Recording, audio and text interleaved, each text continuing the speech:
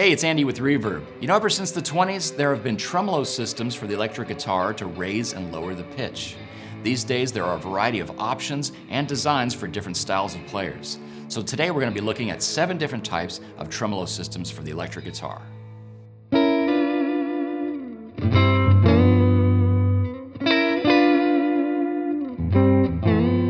The first one we're looking at today is probably the most iconic tremolo, and that's the Fender Synchronized tremolo, like you see on this 65 Strat.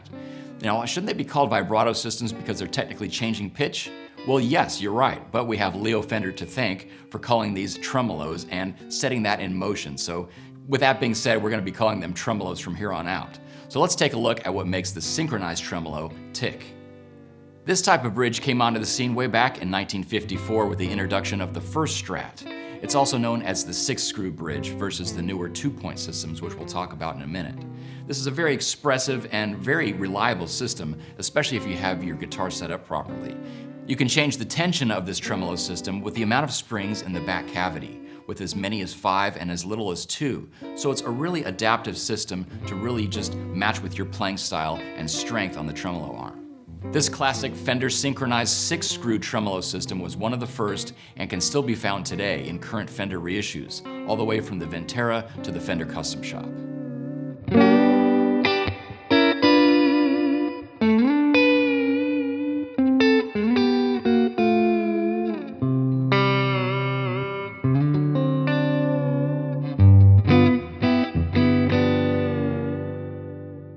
More recently, and on more modern Strat models, you'll find the 2-point synchronized system. As opposed to those 6 screws on the bridge, you just have 2 points.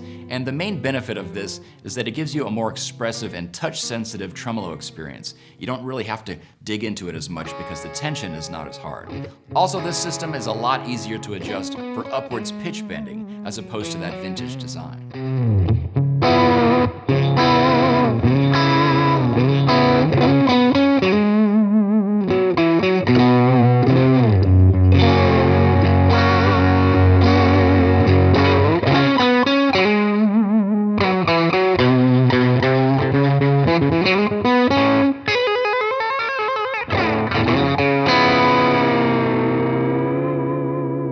Taking a step further back in time, let's talk about the Bigsby vibrato system, which first appeared back in 1951. As opposed to Fender's design, the Bigsby vibrato has just one large spring, and there's 2 bars here that play an important role.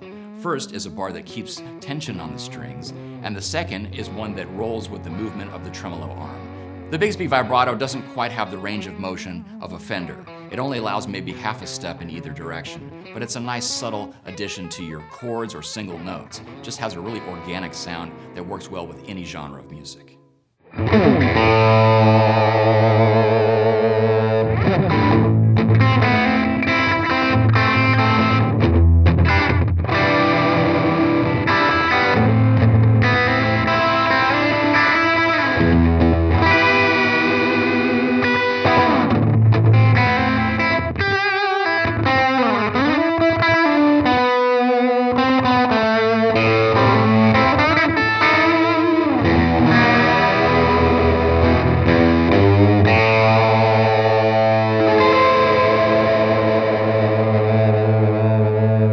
As Leo's synchronized system and Bigsby's vibrato were being added to guitars in the 50s, Gibson made their mark in the 60s with the Maestro Vibrola.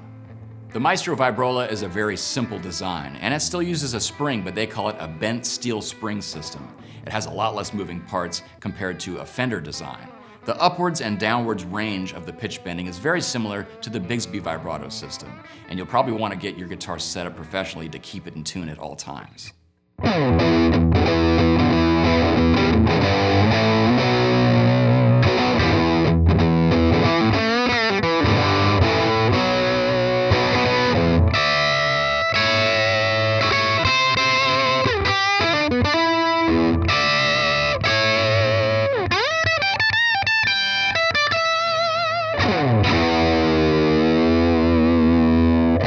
Right about the same time Gibson was putting out their Maestro Vibrola, Fender was working on a whole new tremolo design with the Jazzmaster. It's the Jazzmaster Tremolo.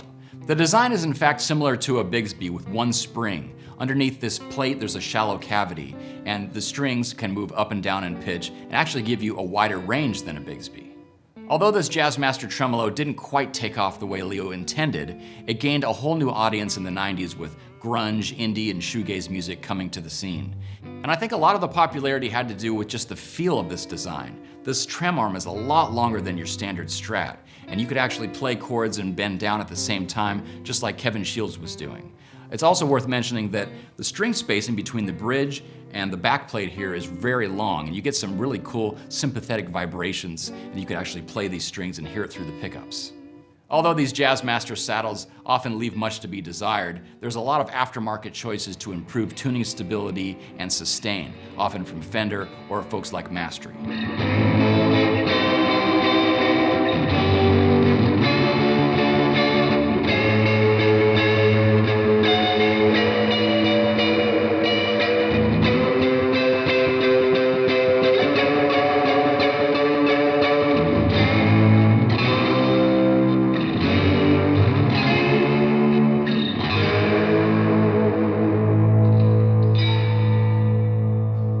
As guitar players' technical abilities evolved over the years, so did their need for a solid tremolo system that stayed in tune. So enter the Floyd Rose double-locking floating tremolo from 1976.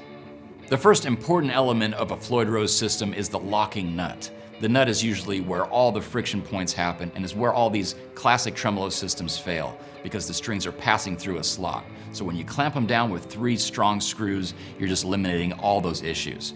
Of course, if you've shut off the ability to use your tuners, you still want to have some ability to change the pitch and get right into the perfect zone, so they put fine tuners on the end of the bridge here. Most people associate the Floyd Rose tremolo system with the shredder guitar player, and that's because it has a really huge extended range compared to a standard Strat trem. You could do dive bombs and it always returns to pitch, fluttering effects, and it just really helped define a whole new style and really create a new genre of guitar playing.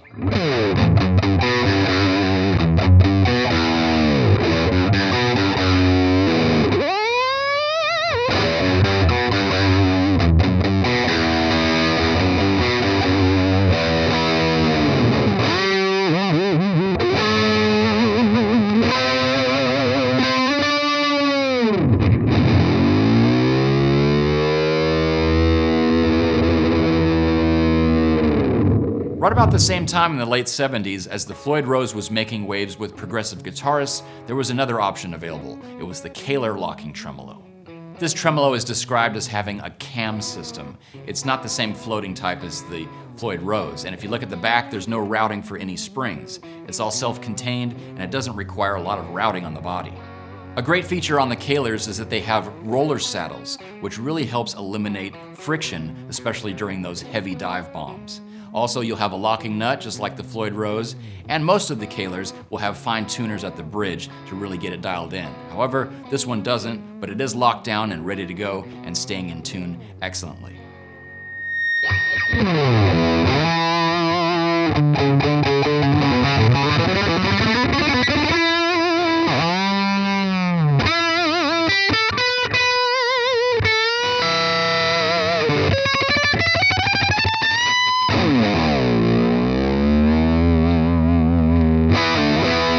The last tremolo we're looking at today is one that can be attached to most guitars without modification, and that's the Stetsbar.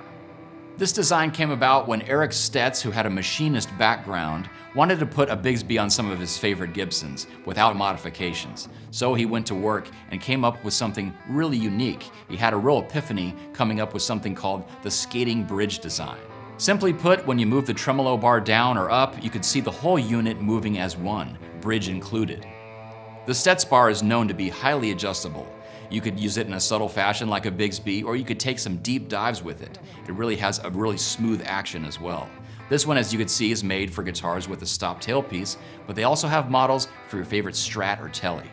And usually with tremolo systems, if you break one string, it throws the whole thing out of sync. Well, luckily Stetsbar has developed a locking system, so if one string breaks, everything else stays intact. And that's a plus in my book.